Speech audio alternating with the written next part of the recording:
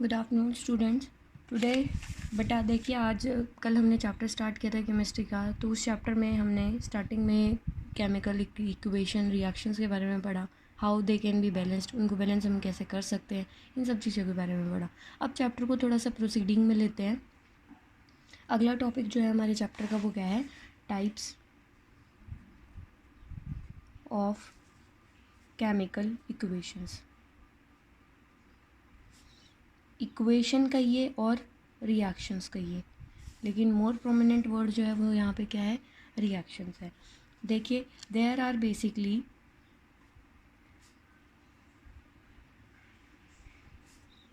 5 types of chemical reactions. Types कौन कौन से हैं? पहला टाइप होता है बेटा कॉम्बिनेशन रिएक्शन। दूसरा टाइप होता है डीकॉम्पोजिशन। तीसरा टाइप आता है बेटा डिस्प्लेसमेंट रिएक्शन। और चौथा टाइप आता है double meant reaction. And last one is बेटा रिडॉक्स, और क्या बोल सकते हो, ऑक्सीडेशन एंड रिडक्शन रिएक्शंस। ठीक है, इसके बारे में बेटा आज सबसे पहले हम पहले टाइप को डिस्क्राइब करते हैं। देखिए, combination reaction, decomposition reaction, displacement reaction, double displacement reaction या रिडॉक्स रिएक्शन, इन सारों के सारों पांचों को टाइप को हमें क्या करना है बेटा, डेफिनेशन देनी है और साथ में एग्जाम्पल देने हैं कि एग्जाम्पल कैसे जस्टिफाई करेगा उसकी डेफिनेशन को और उसकी टाइप के रिएक्शन को। देखिए, पहले लेते हैं combination.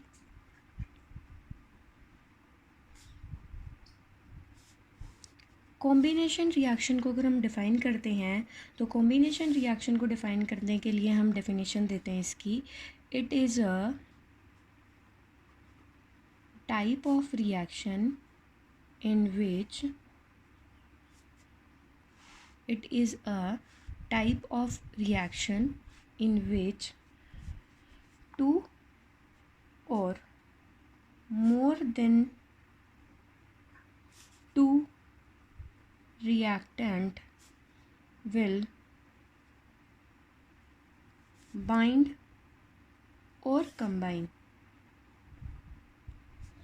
with each other and forms a single product। इस बात पे ध्यान देना बेटा कि यहाँ पे जो प्रोडक्ट होगा हमारा वो सिंगल होगा। इसके बाद में इसके एग्जाम्पल की बात कर लेते हैं कि एग्जाम्पल में हम कैसे देंगे, कि एग्जाम्पल क्या हो सकता है। कॉम्बिनेशन का बहुत बेसिक और बहुत ज़्यादा इजी एग्जाम्पल जो है वो ये माना जाता है, when carbon is combust in the presence of oxygen it will lead to the formation of CO2। आपको पता है यहाँ पे सिंगल कार्बन है, यहाँ ऑक्सीजन है, दोनों बाइंड करेंगे तो क्या बनाएगा, CO2 बनाएगा। तो इनकी हम नीचे अब एब्रीवेशन लिख देते हैं, जैसे पीछे हमने सीखा था, carbon oxygen forms carbon dioxide. ये आपको क्लियर हुआ? ठीक है जी। इसके बारे में बताएं, इसके बहुत सारे और एग्जाम्पल्स भी हो सकते हैं। और एग्जाम्पल्स में हम क्या बात करेंगे, और एग्जाम्पल्स में बात कर सकते हैं जैसे कि then magnesium ribbon is combust या burn in the presence of oxygen then it will lead to the formation of MgO। MgO के बारे में बेटा ये क्या होगा, magnesium plus oxygen, magnesium oxide. इसके बाद में और भी बहुत सारे एग्जाम्पल्स हैं जैसे कि H2 प्लस में O2 means hydrogen oxygen combine करके क्या बनाएंगे, H2O वाटर, और क्या बोल सकते हैं, हाइड्रोजन ऑक्साइड बोल सकते हैं इसको। अब ये क्या है इसको अब हमें बैलेंस करना पड़ेगा। ऊपर वाली दोनों इक्वेशंस कैसी हैं, बैलेंस्ड हैं ऑलरेडी। ये Mg वाली बैलेंस नहीं थी, जैसे कि यहाँ पे मैग्नीशियम 1 है, यहाँ पे क्या है ऑक्सीजन 2 है, MgO बना है यहाँ पे। तो ऑक्सीजन को बैलेंस करने के लिए हमें यहाँ 2 लगाना पड़ेगा और फिर Mg को भी बैलेंस करने के लिए हमें यहाँ 2 पुट करना पड़ेगा। ऐसे ही देखिए इसमें क्या होगा, यहाँ पे हाइड्रोजन कितने हैं, 2 हैं, यहाँ ऑक्सीजन कितने हैं, 2 हैं। लेकिन यहाँ कैसे है बेटा, प्रोडक्ट के अंदर हाइड्रोजन 2 है लेकिन ऑक्सीजन कितनी है, 1। हाइड्रोजन ऑक्सीजन 1 है तो यहाँ पे हम 2 पुट करेंगे और यहाँ पे कितना पुट करना पड़ेगा हमें, 2, क्योंकि 4 हाइड्रोजन 2 ऑक्सीजन 2 ऑक्सीजन। तो इस तरीके से हमारी इक्वेशन जो है यहाँ पे बैलेंस हो जाती है। उसके बाद में देखिए और भी बहुत सारी एग्जांपल्स होते हैं, जैसे कि HCl। हमेशा मैंने बताया था आपको, एक दिन क्लास में जब 9th क्लास के हम बात कर रहे थे उस टाइम पे बात हो रही थी कि ग्रुप 17 के जो मेंबर होते हैं, फ्लोरीन, क्लोरीन, ब्रोमीन, आयोडीन जो होते हैं, ये मॉलिक्यूलर फॉर्म में एग्जिस्ट करते हैं, मींस Br2Cl2 I2F2 की फॉर्म में एग्जिस्ट करते हैं। तो इसमें क्या होगा, हाइड्रोजन और क्लोरीन क्या बनाएगा, हाइड्रोक्लोरिक एसिड। इसके बाद में इसको भी हमें बैलेंस करना पड़ेगा। इसको बैलेंस देखिए, यहाँ 2H2, यहाँ पे H2 है, यहाँ Cl2 है, यहाँ HCl H और Cl सिंगल सिंगल है, तो यहाँ पे हम 2 पुट करेंगे तो ये भी बैलेंस हो जाएगी। इसके बाद में देखिए और भी इक्वेशन है, जैसे कि ये है iron, when react with sulphur give rise to iron sulphide. ये होगा आयरन सल्फाइड, सल्फर, ये आयरन। ये आपके फिजिकल चेंज वाला जो एग्जाम्पल है ना NCERT में 9th क्लास के 2nd चैप्टर में, वो वाला एग्जाम्पल है यहाँ पे। और जैसे कि Na, सोडियम जब क्लोरीन के साथ रिएक्ट करता है तो क्या बनाता है, NaCl बनाएगा। NaCl को बैलेंस करने के लिए यहाँ 2 पुट करेंगे, यहाँ पे भी 2 पुट करना पड़ेगा, तो इसको क्या बोलेंगे, सोडियम, इसको बोलेंगे क्या, क्लोरीन। ये क्या बनाएगा, सोडियम क्लोराइड। तो इस तरीके से और भी ढेर सारे एग्जाम्पल्स हैं जो हमारी कॉम्बिनेशन रिएक्शंस को एक्सप्लेन करने में हमें हेल्प करते हैं। लेकिन बेटा कॉम्बिनेशन रिएक्शंस के साथ में आपकी बुक में एक बहुत अच्छा कॉन्सेप्ट दिया है, ध्यान देना। कॉन्सेप्ट क्या दिया है कि बेसिकली एक सब्सटेंस बताया है CaO, इसको बोलते हैं हम क्या, कैल्शियम ऑक्साइड। क्या बोलते हैं इसको हम, कैल्शियम ऑक्साइड। जब बेटा वाटर के साथ रिएक्ट करता है, ये क्या है, वाटर के साथ रिएक्ट करता है तो क्या बनाएगा, calcium hydro oxide.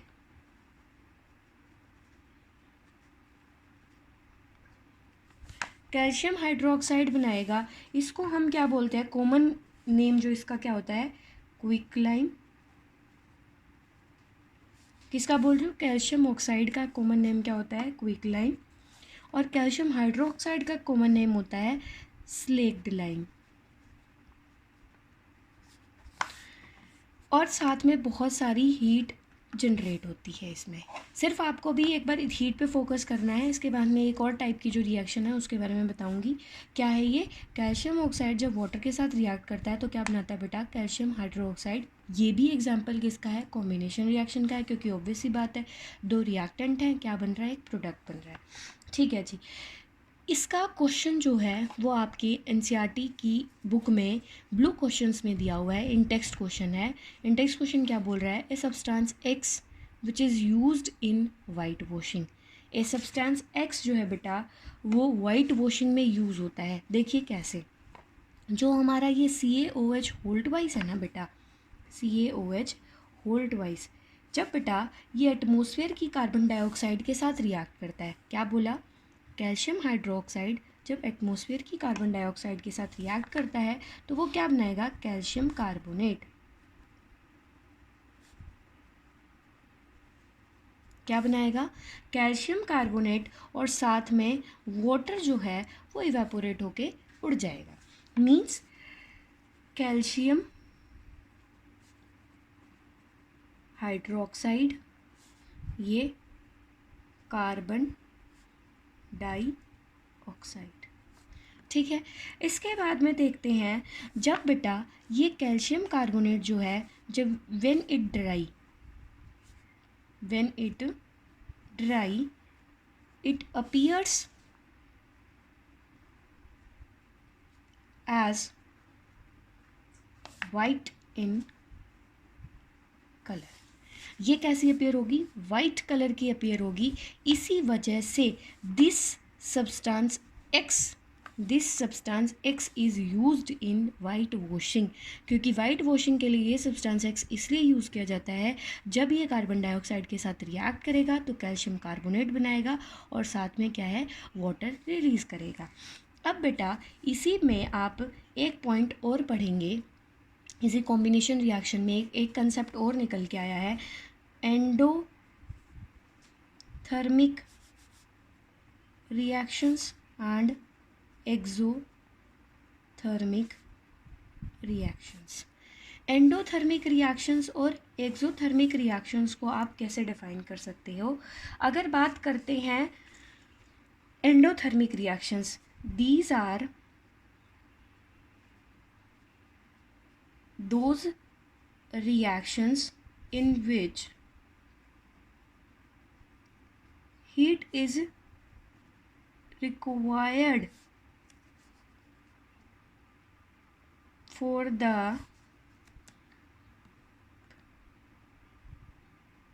production of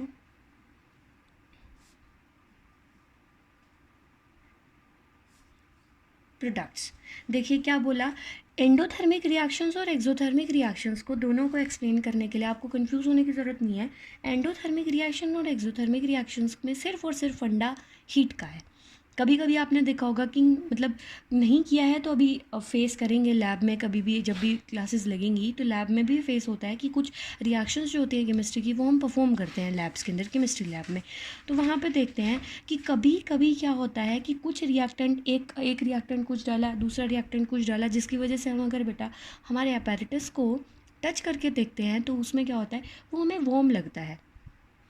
कभी कभी क्या होता है कि एक रिएक्टेंट डाला हमने, दूसरा रिएक्टेंट डाला, फिर हम क्या करते हैं उसकी रिएक्शन को कंप्लीट करवाने के लिए हम उसको हीट सप्लाई करते हैं।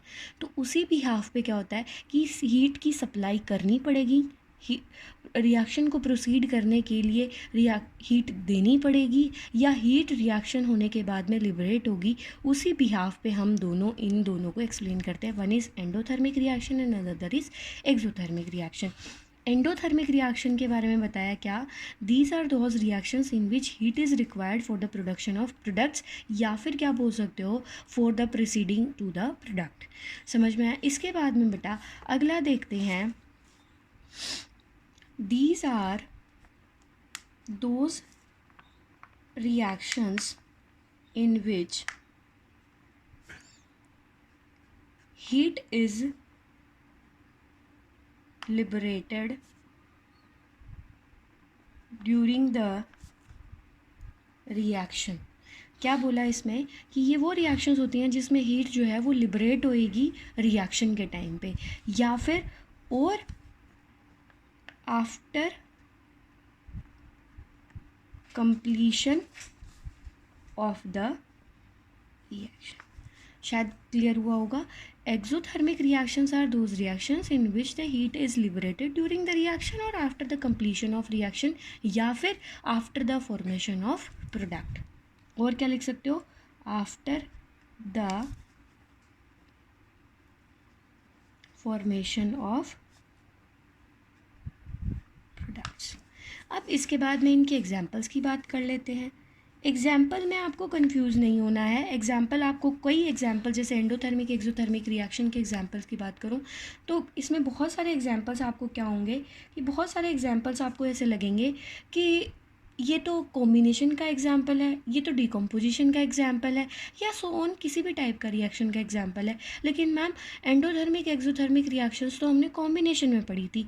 देखिए ये एक अलग टाइप है रिएक्शंस का, जिसमें हम हीट के बिहाफ पे डिफरेंशिएशन करते हैं।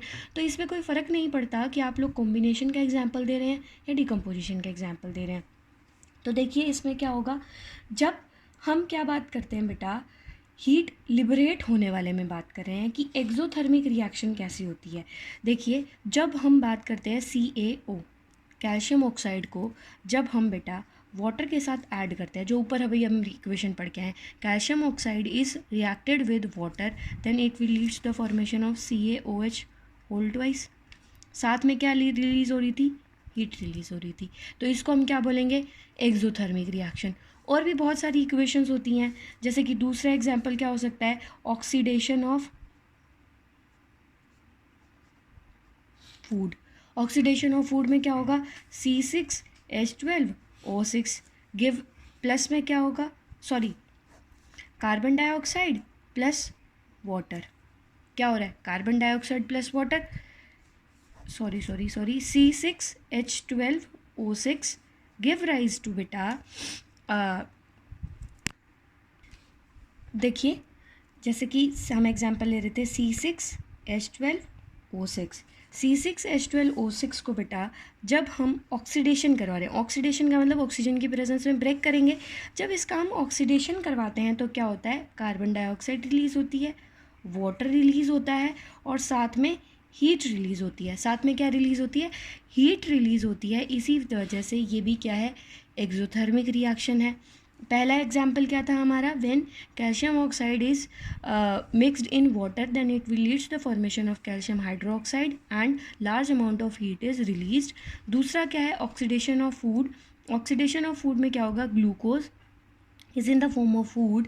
When it reacts with oxygen या when it combine with oxygen, it will lead to the formation of carbon dioxide, water as well as heat is liberated.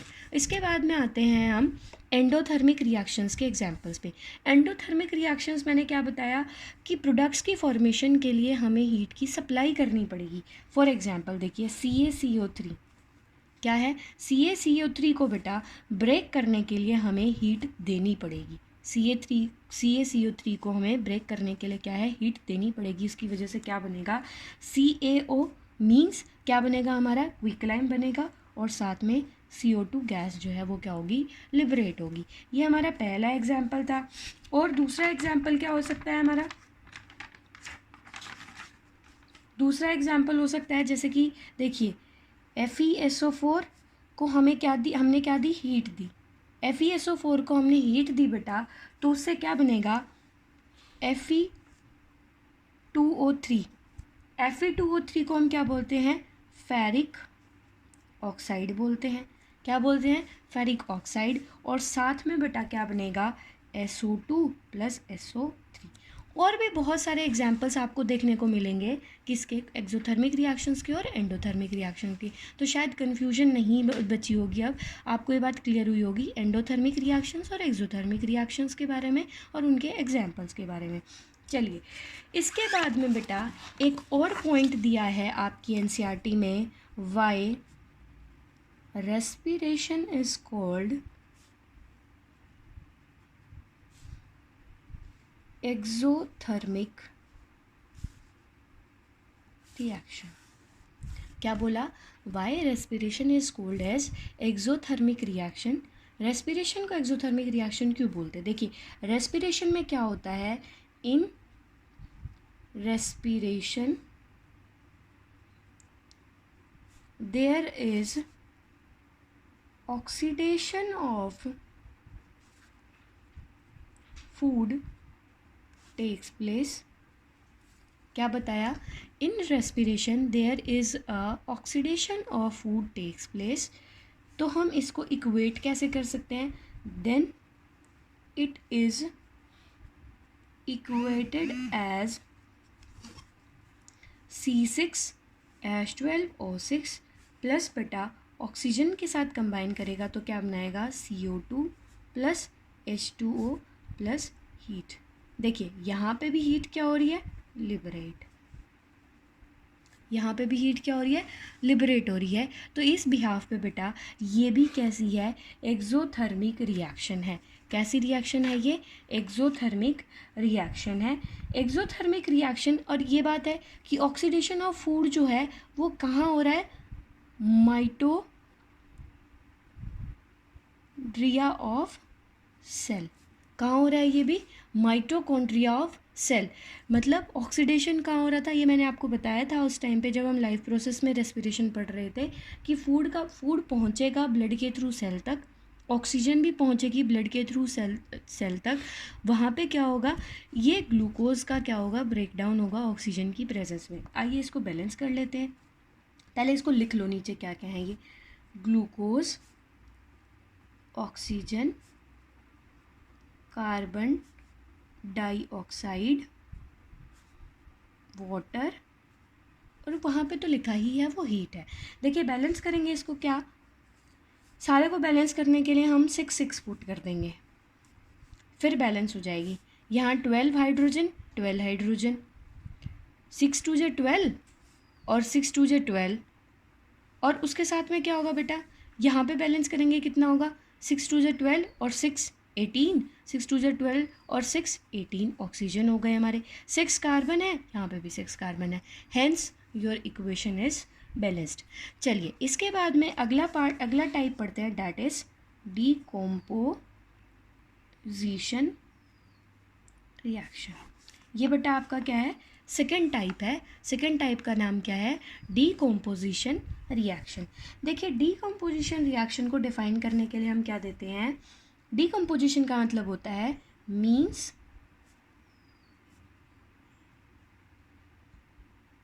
Break down. क्या मतलब होता है बेटा, ब्रेक डाउन। देखिए क्या है, डिफाइन करेंगे, डेफिनेशन देंगे, when a single reactant will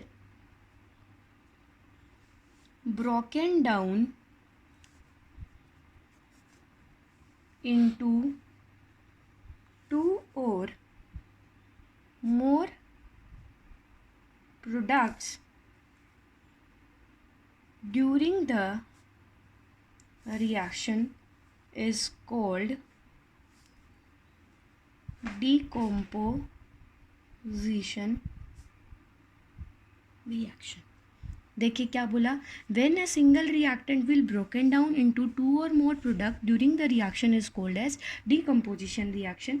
बेटा decomposition reaction में ये decomposition in which way the decomposition is taken place, या by which means, by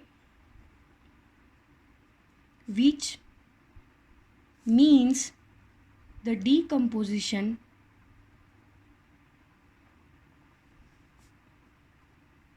takes place, उस बेसिस पे these, by which means decomposition takes place, on this basis decomposition are of 3 types। कितने types बोले, 3 types. कितने types बोले, 3 types. यहाँ पे ऊपर वाली डेफिनेशन में कॉम्बिनेशन और डिकम्पोजिशन को आप कंपेयर करोगे, वहाँ पे ध्यान देना, यहाँ पे कितने हैं, 2 और मोर प्रोडक्ट है सिंगल रिएक्टेंट से, कॉम्बिनेशन में क्या था, 2 और मोर रिएक्टेंट से सिंगल प्रोडक्ट था। तो एक कंपैरिजन करने में, आपको डिफरेंस करने में, कभी कभी एग्जामिनर पूछता है जब कॉम्बिनेशन और डिकम्पोजिशन रिएक्शन के बीच में डिफरेंस, तो आपको वो डिफरेंस क्रिएट करने में यहाँ पे उसमें हेल्प मिलेगी। अब टाइप्स की बात कर लेते हैं। ए टाइप जो है बेटा वो होता है फोटोलिटिक डिकम्पोजिशन। क्या है पहला, फोटोलिटिक डिकम्पोजिशन।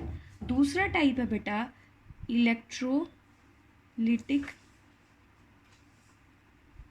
कॉम्पोजिशन, और तीसरा टाइप है इसका thermal composition.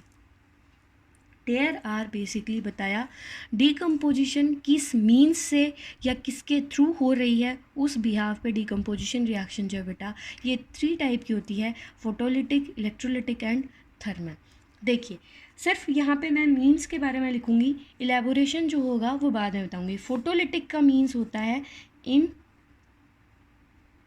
Presence of sunlight, in the presence of sunlight. Electrolytic का मतलब होता है इन प्रेजेंस ऑफ इलेक्ट्रिसिटी, और थर्मल का मतलब होता है इन प्रेजेंस ऑफ हीट।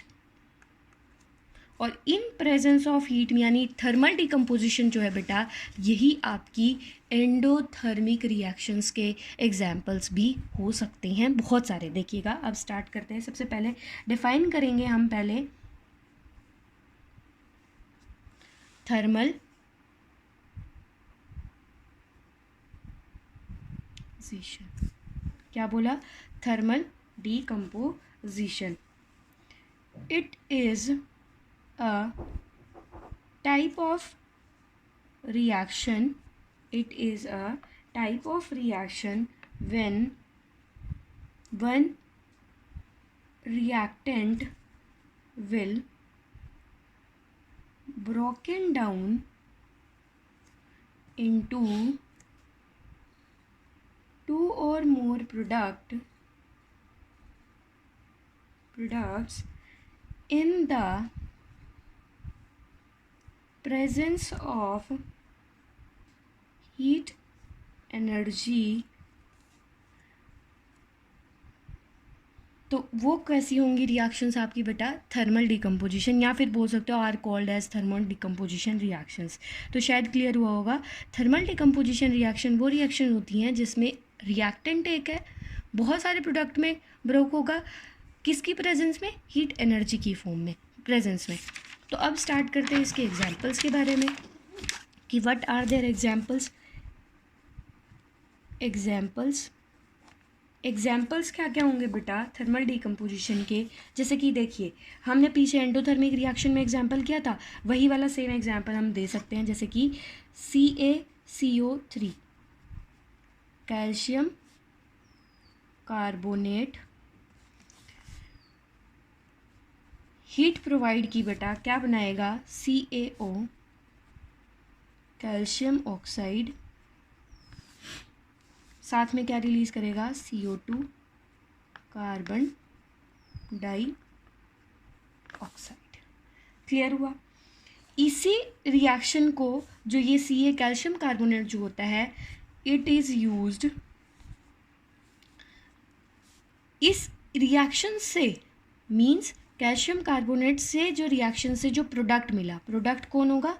ये कैल्शियम ऑक्साइड। कैल्शियम ऑक्साइड को बेटा हम यूज़ करते हैं, it is used in manufacturing of cement in cement industry. इसके बाद में, ये फर्स्ट एग्जाम्पल था, इसके बाद में बेटा दूसरा एग्जाम्पल आता है FeSO4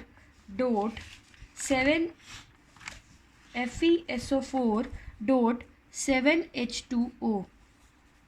इसको हीट करते हैं, it will give rise to FeSO4 plus 7H2O। ये होता है बेटा ferrous sulphate,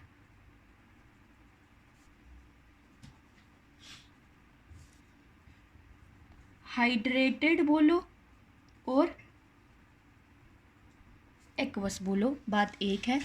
ferrous sulphate heat दिया, क्या बना? एनहाइड्रस फेरस सल्फेट, और ये क्या हो गया? वाटर यहाँ से रिलीज हो गया। देखिए बेटा, ये क्वेश्चन जो है, इस रिएक्शन को जरा ध्यान से देखिएगा। ये रिएक्शन अक्सर एग्जाम में बहुत बार किसी ना किसी तरीके से इनडायरेक्टली पूछी जाती है। कैसे? देखिए, कलर से रिलेटेड पूछी जाती है कि फेरस सल्फेट मतलब फेरस, हाइड्रेटेड फेरस सल्फेट या एक्वस फेरस सल्फेट का कलर होता है ग्रीन। कैसा कलर होता है? ग्रीन। जब बेटा उसको स्मॉल अमाउंट में हीट प्रोवाइड करते हैं, तो जो क्रिस्टल, वाटर के क्रिस्टल्स जो इसके साथ ऐड हुए होते हैं, जिसको हम क्रिस्टलाइजेशन ऑफ वाटर बोलते हैं, ये जो वाटर होता है, ये क्या होता है बेटा? इवेपोरेट हो जाता है, इससे ब्रेक हो जाता है, इससे सेपरेट हो जाता है। तो क्या बनता है? एनहाइड्रस। एनहाइड्रस बनता है तो इसका कलर होता है वाइट। इसका कलर कैसा होता है? वाइट। फर्दर देखिए, FeSO4, ये क्या है? फेरस सल्फेट, फेरस सल्फेट को फिर से हीट प्रोवाइड की तो क्या बनाएगा, Fe2O3 ferric oxide plus SO2 plus SO3, तो ये क्या होगी, सल्फर डाइऑक्साइड, ये होगी सल्फर ट्राइऑक्साइड। ठीक है, ये कैसा कलर होगा बेटा, ये बताया था मैंने कैसा आपको, वाइट कलर का होता है और ये इसका कलर होता है reddish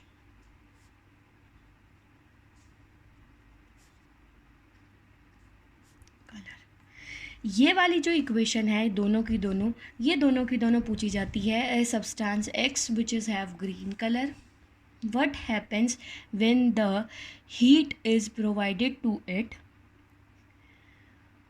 identify the product and identify the color of the product। तो आपको दोनों की दोनों इक्वेशंस इस क्वेश्चन में लिखनी पड़ेंगी।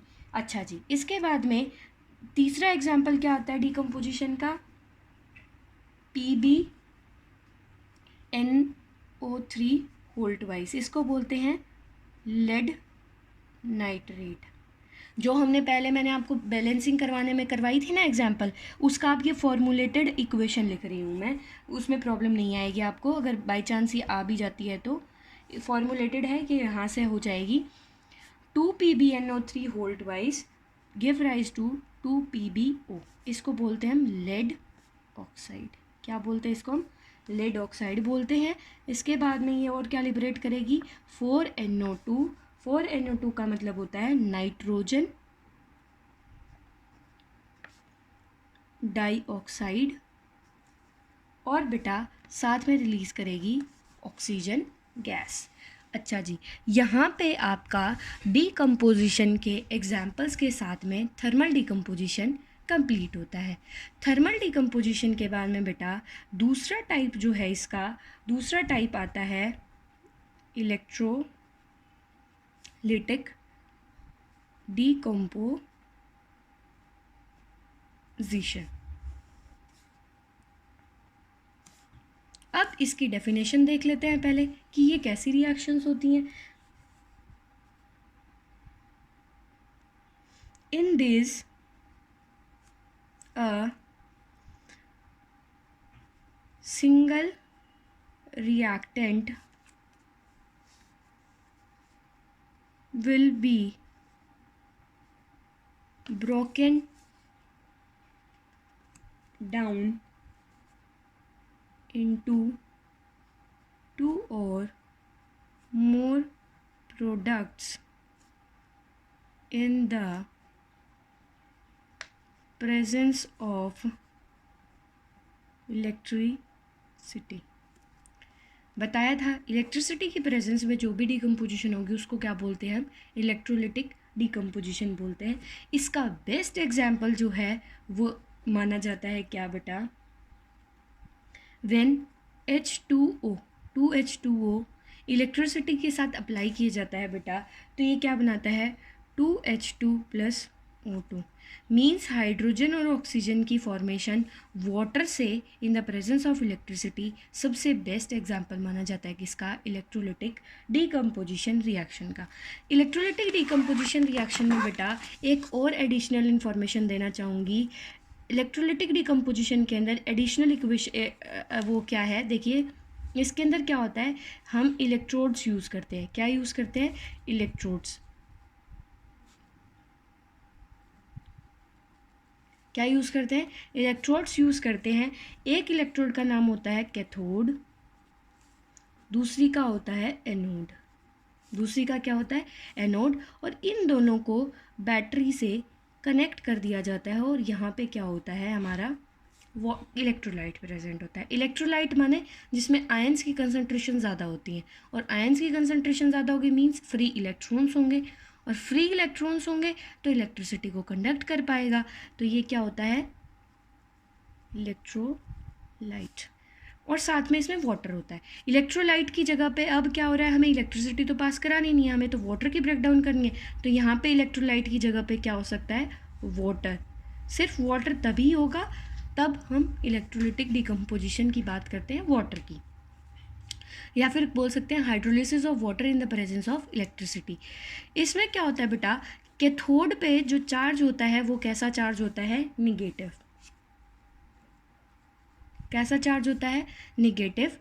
और एनोड जो होती है बेटा, इस पे होता है पॉजिटिव। कैसा चार्ज होता है, पॉजिटिव। ये कैथोड और एनोड जो हैं ये दोनों अपने आप में अलग हैं। कैथोड जो है वो कैटायन से अलग है। कैटायन पे कैसा चार्ज होता है, पॉजिटिव। कैथोड पे कैसा होता है, नेगेटिव। एनायन पे कैसा होता है, नेगेटिव। एनोड पे कैसा होता है, पॉजिटिव। तो इस तरीके से आगे फर्दर इसके रिलेटेड में कोई भी कन्फ्यूजन आपको नहीं होनी चाहिए, क्योंकि ये हर जगह यूज़ होगा। हमारी पूरी केमिस्ट्री में हर एक पॉइंट पे कैथोड और एनोड, कैटायन और एनायंस यूज़ होंगे। इस वजह से आपको ये कन्फ्यूजन दूर हो जानी चाहिए।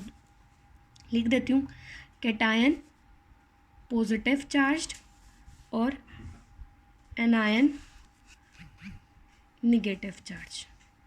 इसके बाद में आपका जो थर्ड टाइप आता है, दैट इज फोटोलिटिक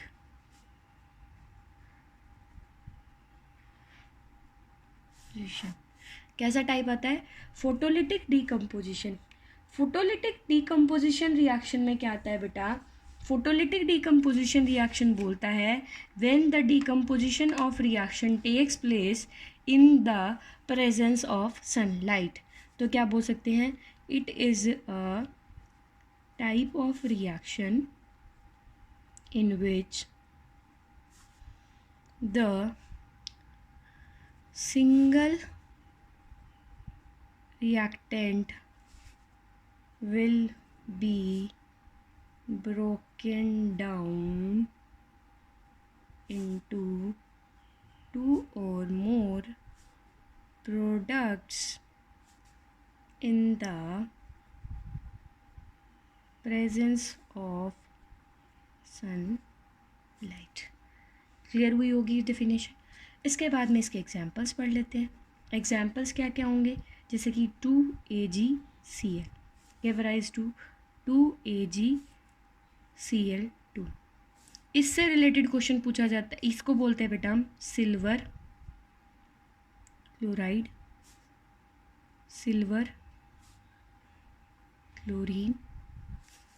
ये होता है वाइट कलर का, ब्रोक होने के बाद में कैसा हो जाता है, ग्रे कलर का। इतना क्लियर हुआ। इससे क्वेश्चन पूछा जाता है why AgCl is put into